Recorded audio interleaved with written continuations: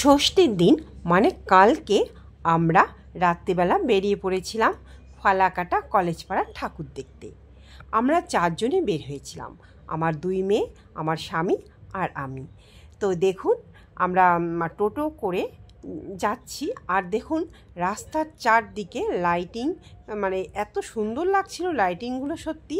আর পুজোর সময় কিন্তু এভাবে রাস্তা দিয়ে যেতে খুবই ভালো লাগে, কারণ হচ্ছে চারদিকে বাজনা, ঢাকের আওয়াজ, এইরকম লাইটিং সত্যি ভীষণ ভালো লাগে, মানে এত ভালো লাগে।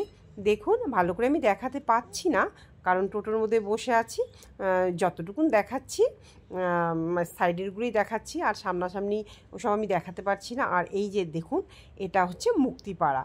এখানে প্রতিবারই কিন্তু এরকম মানে ঢাকের আওয়াজ হয়, প্রতিবারই, মানে এরা প্রতিবারই আনে, আর সত্যি ভীষণ ভালো লাগে, মানে এই জিনিসটা এতটাই ভালো লাগে। তো আমি মুক্তিপাড়া এখন যাব না, একটু পরে যাব, কলেজ পাড়া থেকে এসে তারপরে মুক্তিপাড়ায় যাব। আর মুক্তিপাড়ার প্রতিমাগুলো আপনাদের সঙ্গে অবশ্যই কিন্তু শেয়ার করব। তো এই যে আমরা কলেজ পাড়ার দিকে রওনা দিচ্ছি, আর কলেজ পাড়ার প্যান্ডেলটাও কিন্তু সত্যি খুব সুন্দর হয়। তো দেখুন আমরা টোটোতে বসে, এই যে আমার স্বামী মানে আমার কর্তামশাই এই যে বসে আছে, আর কিন্তু প্রচণ্ড গরম ছিল, সত্যি কথা বলতে কি প্রচণ্ড গরম। এই গরমে না মানে এত সাজুগুজু করে এত ড্রেস পরে মানে বের হতে খুবই কষ্ট হচ্ছিল।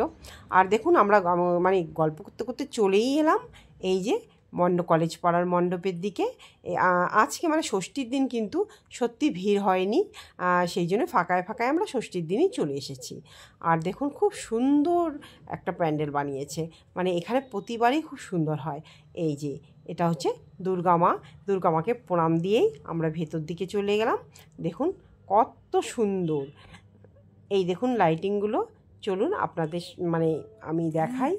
আর আজকে ভিড় নেই দেখে ভালো করে দেখাতে পারছিলাম, যদি ভিড় হতো আমি ভালো করে দেখাতে পারতাম না।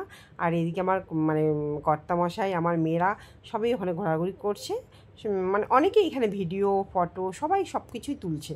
তো তার ফাঁকে আমিও ভিডিও ফটো অনেক কটাই মানে তুলে ফেলেছিলাম। আর দেখুন খুব সুন্দর, কিন্তু মানে বাইরেটা এত সুন্দর, তাহলে ভেতরটা কেমন হবে বলুন তো।